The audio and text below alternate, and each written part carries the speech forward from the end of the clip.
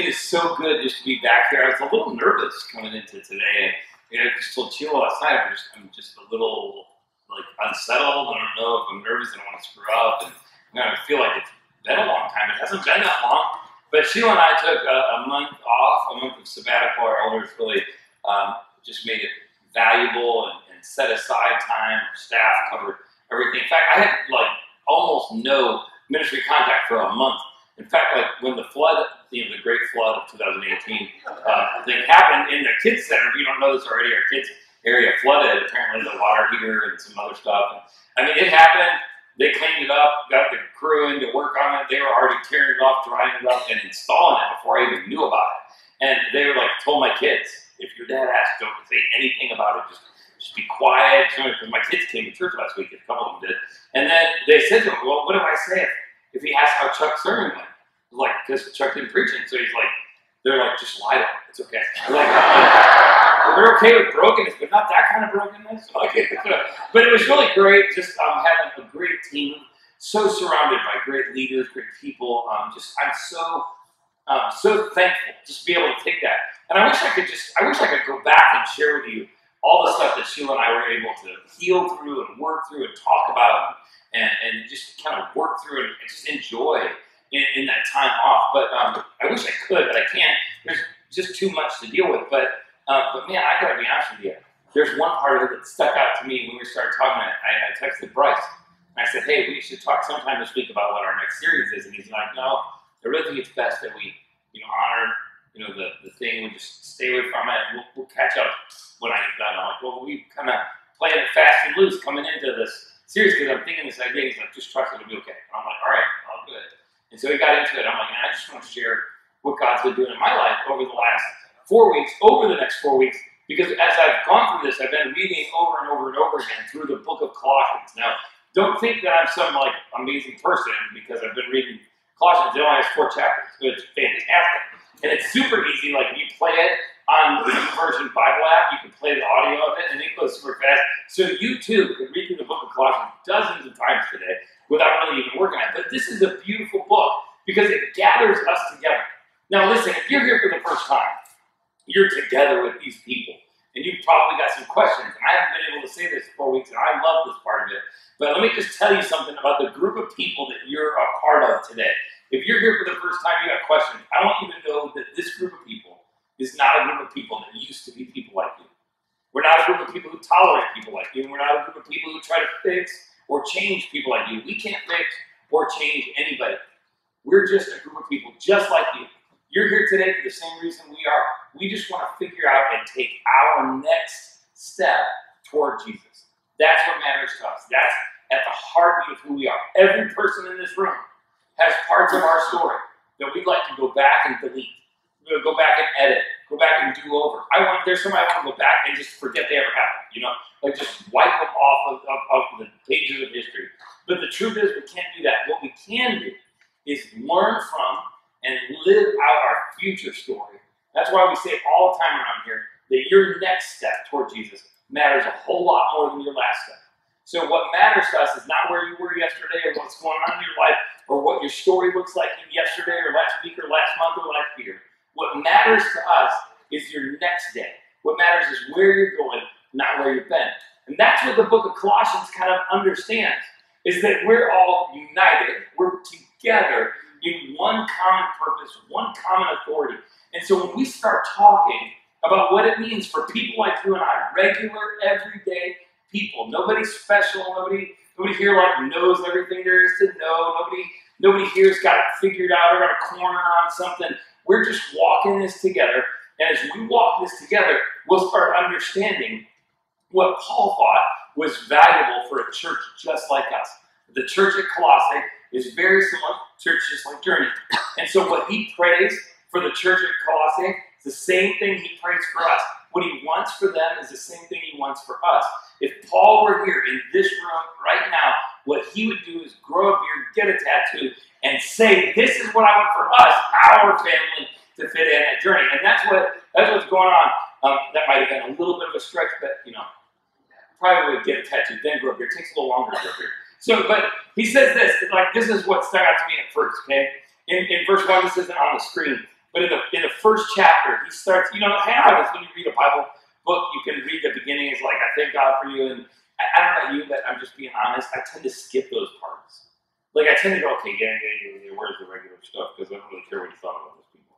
But I was reading by it, and I was just struck by it, because he says this, we always pray for you, and we give thanks to God, our Father, the Father of our Lord Jesus Christ, for we have heard, this is great, of your faith in Jesus and your love for all of God's people.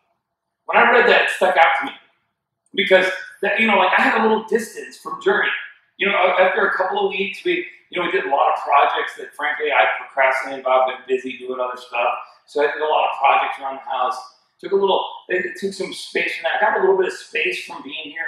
And it was probably after the first weekend away that I recognized how valuable that verse was.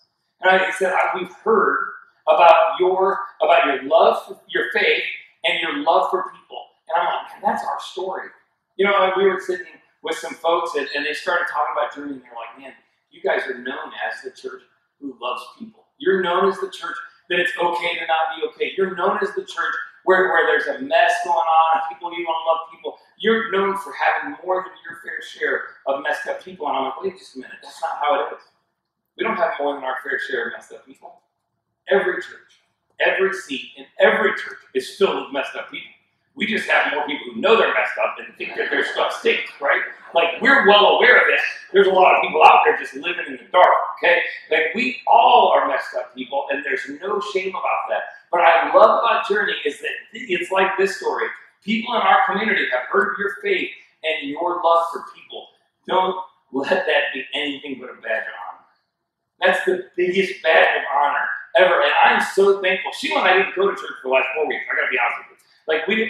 Sometimes you'd be like, well, did you go to church somewhere? I grew up in a church where if you went away, you better bring back a bulletin from the church did you get that? Right? We didn't go to church for 4 weeks because I know what would happen.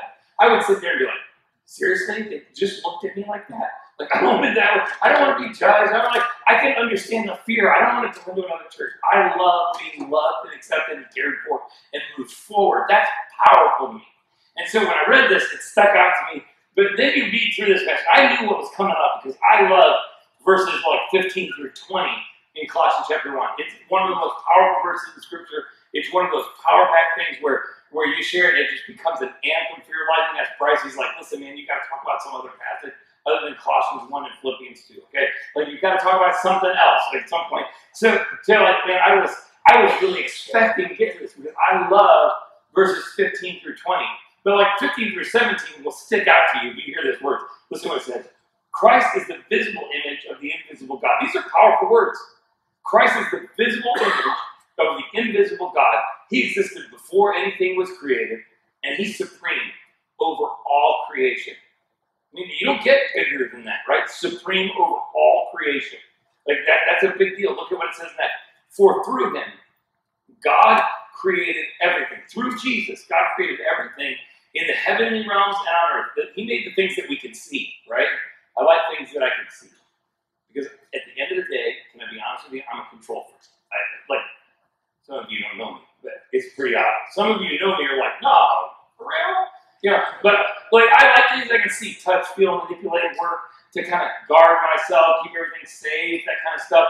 I like things I can see, but what he says is that he was, through him, God created all the things that we can see. Look what it says next. And the things that we can't see. So for those of you who think, spiritual warfare, that's not real. I don't know, that's just something Christians made up, or that's something some people believe, or that's for the Pentecostals, right? Some of you didn't grow up Pentecostal. It was the greatest thing. Last night I was at Barn Fest, and Darren from We Are Messengers, he greets the crowd. He's like, some of you are Baptists, and you're out there, so I know you're awkward in social settings, so come on up here. And I was like, that's hilarious.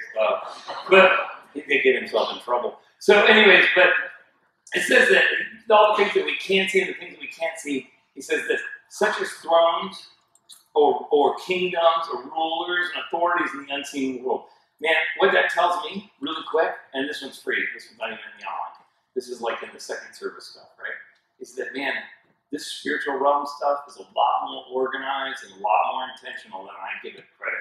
I always kind of just think that God's up to build me up and help me go forward, and Satan's just trying to trip me up and pull the rug out from underneath. But no, it seems a little more intentional. There are thrones and kingdoms and rulers and authorities in the unseen world. Everything that was created through him, everything that was created through him and for him. And those last few words. Remember the first time I heard Louis Giglio speak about those words. I didn't know this verse in the Bible. I didn't know anything about it. And I heard him speak about it.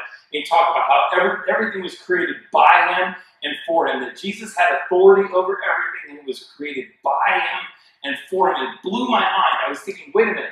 I'm created by God, by Jesus, and I'm created not just by him, but for Jesus. That my life finds its purpose and meaning and value in Jesus. And the light came on.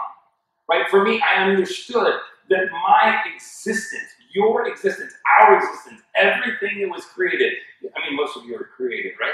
Like, some of you have some questions about it, but like for most of you, we believe it, right? That you were created according to God's word by his hand and for his glory. In Jesus, we find our authorship, we find our image bearing. We are created in his image, by his hand, and for his glory. We can't lose sight of that. That's huge. Now, here's the problem. That's great information, right? It's great stuff. And man, I'm telling you, you want to sound like a theologian? Remember this stuff. He's the visible image of the invisible God.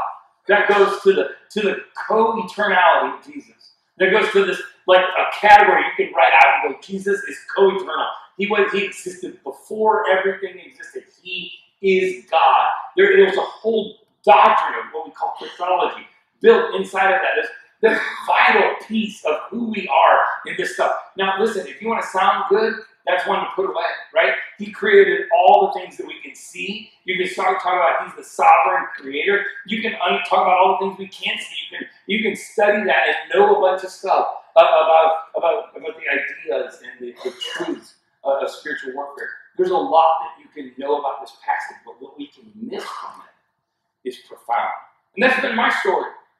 Like, I know this stuff, right? I know all the right things. I can fill in the right blanks. I can do all the right stuff. But what I miss in it is not just the information that's here. It's that Paul wanted something far greater. And for us to understand it, we've got to go back into these weird, simple stuff that's in the beginning of the chapter that I always read over. All the greetings, right? We're thankful for this. We're excited about that. We can't wait to come see you. That seems so, kind of, ancillary. It seems like it's not all that useful, but it is. And so when we understand something, we want to know, why would Paul write something so profound as that he's above everything and in everything, and he created everything, and it's all by him and for him. When we want to know why did he write that, we just rewind a verse or so, and we start understanding back like in verse 11 before verse 15. He says this, we also pray that you'll be strengthened with the glorious power, with his glorious power, so you'll have endurance and patience. We also pray, this is what Paul's backing up from there. He says, listen, before I get to how powerful Jesus is, before I get to your creative purpose, I want you to know something. I'm praying that you will be strengthened with all of his glorious power. That's powerful stuff. That's amazing to think of, because what Paul is dreaming for this church is the same that he's dreaming for this church. What Paul dreamed and prayed for those people there and then is what he prays for you and I here and now. That he wants us to be strengthened through all of his glorious power. We find our strength in his great power. Christ has the ability and the authority to strengthen you. Christ has the authority to strengthen you. Do you need strength? I don't know about you, but I need strength, right? Like, we were on our vacation in Virginia, right? And so we're driving down the road, and I have a tendency to, and I don't know how many of you are somewhat, like you get on the road and you get, and I get like road hypnosis, And Sheila looks over, and my eyes are open, I'm driving in a straight line, but I'm not really awake. You know what I'm saying? And Sheila's like, are you sleeping? I'm like, not anymore. I was gonna do that, but your eyes just kind of open, and you're like having this like moment where you're just barely peeking out. And then so I'm not sleeping, I'm fine. And then we get off to get some food or something. Some of you are elbowing your husband. I can see it. But but you get there, and I get off to get some drinks or something, whatever. I get out, and I get a couple of 5-hour energy drinks. That's generally speaking how I find some strength, right? If I'm tired, and I love 5-hour energy. I know some of you are probably like health food people, and I get it.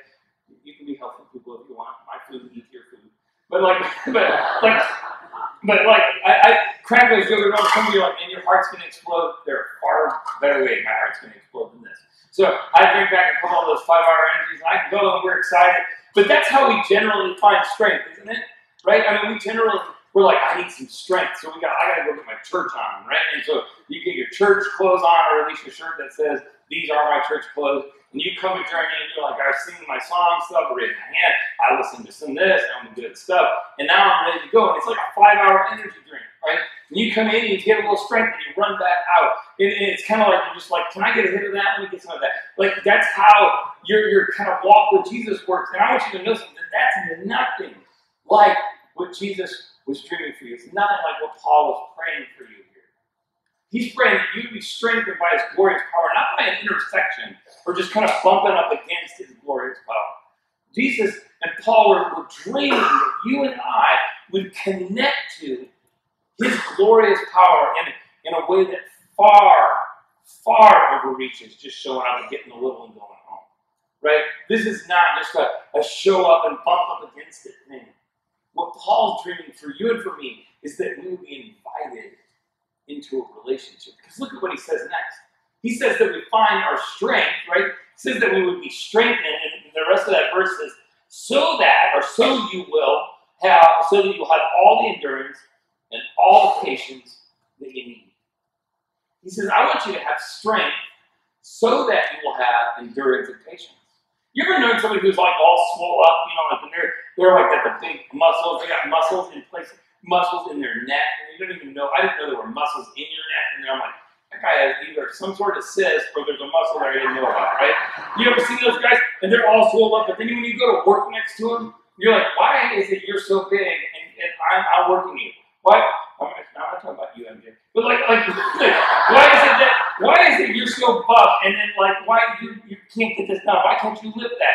Those kind of things. People who are strong for no reason, that's how it is a lot of times. We wind up in this place in our life where we act strong, but we're really not. And what Jesus is inviting us into isn't a strength in our faith that's based on our knowledge. It's not where I go, I know these things. He's not asking us to be able to outline verses 15 through 20 and know about the co-eternality of Jesus. And he's not asking for those things. What he's asking us to do is pray that we would be strengthened by his glorious power and then find endurance and patience. And listen, you can fake it, right? You can fake endurance. You can fake patience, right? I mean, the way you do it, I say it, we do it all the time, right? We fake endurance. We fake patience. Because we're like, man, I've had a really rough day at work, and if I'm going to be patient with the kids, I need a little something to take the edge off, right? So we look at something to give us a little bit of, just take the edge off, and I'll be okay. And what we wind up doing is managing our life.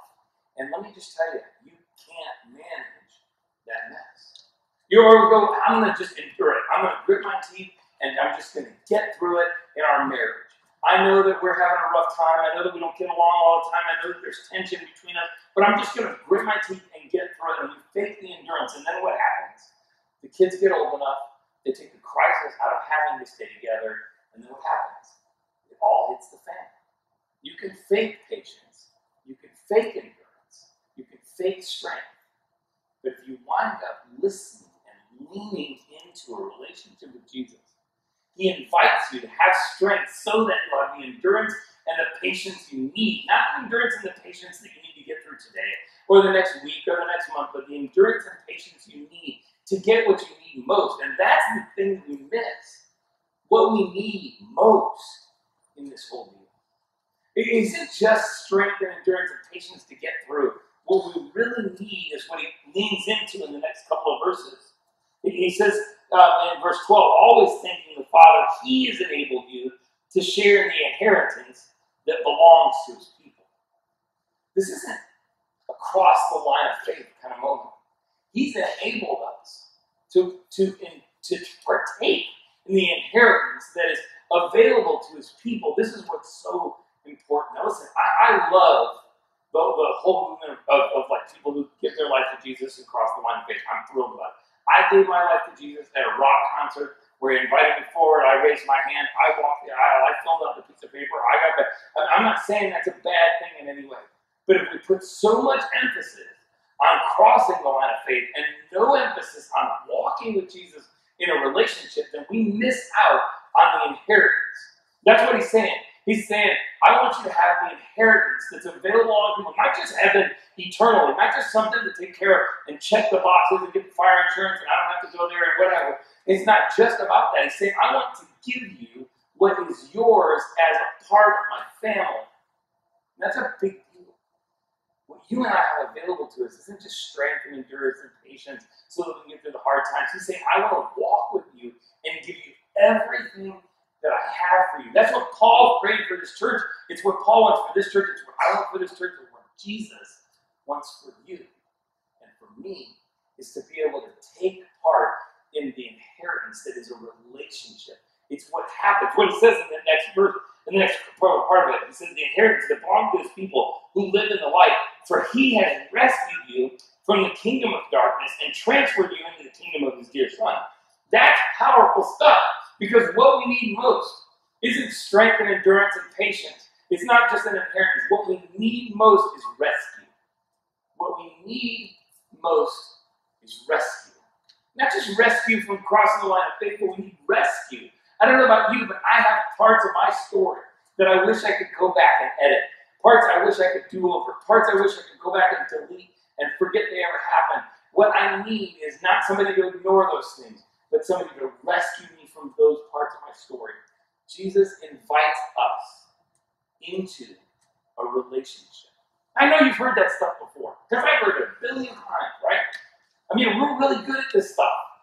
I mean, the church is, like, we went from, like, we're not a religion, we're about a relationship, right? And leave it to the church to make a relationship that we save from religion religious, right?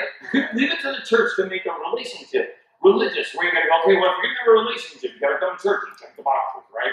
If you're going to have a relationship with Jesus, you got to spend time every day, 5 minutes a day, 15 minutes a day. You call it devotion, you call it quiet time with God. You call it whatever you want, but you got to check the boxes, right? Leave it to us to make a relationship a bunch of boxes to check. But here's the deal. Jesus isn't inviting you into checking boxes. Jesus is inviting you into a relationship where, based on his unbelievable love for us, he invites you because he loves you exactly where you are. And I know you don't want to hear that. I know you're like, okay, good. I'm okay with hearing that Jesus loves us. I'm okay with hearing that Jesus loves everybody. And I'm okay with Jesus loves that guy next to me or the people behind me. But sometimes we're not so okay with knowing that Jesus loves you. Jesus loves me. Because we don't feel worthy, right? We don't feel like we've got it together. We don't feel like, well, yeah, but you don't know what I did. You don't know where I've been. You don't know what's going on. You don't know what I think about. You don't know the stuff I see. You don't know of me. You know, I want you to know something. If you're pushing away from Jesus and you spit in his face, he never loves you more or less than he does right this moment. You could continue to push away from him for the rest of your life, and he still loves you exactly the same. His love for you isn't based on what you do. His love for you isn't based on what you've done or haven't done. It doesn't matter even your response to it. He loves you. And that's the end of the sentence. So understand something. Even as much as you don't love you, he loves you exactly the same. You're thinking, although I don't look like those people, or I don't act like those people, or I mess up, or I'm a mess, Jesus loves you no matter what. What Paul's inviting us into is strength and endurance and patience by being rescued from the kingdom of darkness into the kingdom of light. He doesn't love us because we're rescued. He rescues us because it's what we need. See, our biggest need is to be rescued. And what Jesus is inviting us into, not just a knowledge about verses 15 through 20, and not just so that we have strength and endurance and patience and knowing all these good things, he's inviting us into a relationship that rescues us. But understand something. You can't have rescue without relationship. You can't have rescue That's important for us to understand because most of us are like, well, I want rescue, but what I really think I got to do is obey the rules. If I obey the rules, I'll get the rescue. But that's not how this works. Relationship is the key, not rules. Rules don't rescue anyone. Rules only make us feel like our worth is only performance based. It's the reason why the church today is so bent out of shape about making sure we check all the boxes and do all the things. Because somewhere along the line, we took something that's so unbelievable as God's love and we put it into a rule checklist. And we made it check the boxes. And that's why we don't feel worthy. We don't feel worthy because we've equated God's love with our performance. But the truth is, it's not based on our performance. It's based on His goodness. So understand something. The book of Colossians is an invitation. It's an invitation into recognizing that you and I are powerfully united under the authority that is so profound that it barely can be spoken of here. I mean, when we hear these last words as we read them again, like when you start to understand that He is the visible image of the invisible God, and that Jesus loves you and me no matter what's going on, no matter where our stories have taken us, no matter where our relationships are, no matter where our addiction has left us, no matter where our pride, our envy, or our conniving, or our shifting, no matter where all of our stories have taken us or left us, He loves you and I exactly where we are. He just loves us enough not to leave us. Look at these words. Jesus Christ is the visible image of the invisible God. He existed before anything was created, and He's supreme over all creation. For through Him, God created everything that is in the heavenly realms and on earth. He made the things that we can see and the things that we can't see. They're just thrones and kingdoms, rulers, and authorities in the unseen world. Everything was created through Him and for Him. He existed before anything else, and He holds creation together. Christ is the head of the church, which is His body, the beginning. He's the supreme over all who were raised from the dead. He's first in everything. For God, in all His fullness, was pleased to live in Christ. And through Him, God reconciled everything to Himself. He made peace with everything in heaven and on earth. And by means of Christ's blood on the cross, He loves you. He loves you. If you get nothing else out of it, if you walk out of here and you forget it all, remember that He loves you exactly where you are. He didn't just save you from something. He saved you for something. He didn't just save you from your sin. He saved you for His purpose. Your value, your purpose in life is offer glory back to Him. It's a powerful thing. It's a big difference than checking the boxes so that we can earn God's love. You can't earn God's love. You can't earn any of it. You can't know enough, do enough, not do enough. You can't keep enough rules. You can't organize enough things. You can't do a thing to make God love you anymore. All you can do is reflect back His amazing goodness. He loves you. Rescue is available through relationship. Let's pray. Jesus, we're struck by your goodness, your power. We're thankful for strength, endurance, and patience are available to us through our relationship with you. We're thankful that you want to rescue us from the brokenness that is our world, that is our life, our story. God, we were just talking, there's so many of us who are struggling through just the circumstances of life. Maybe it's been going okay for a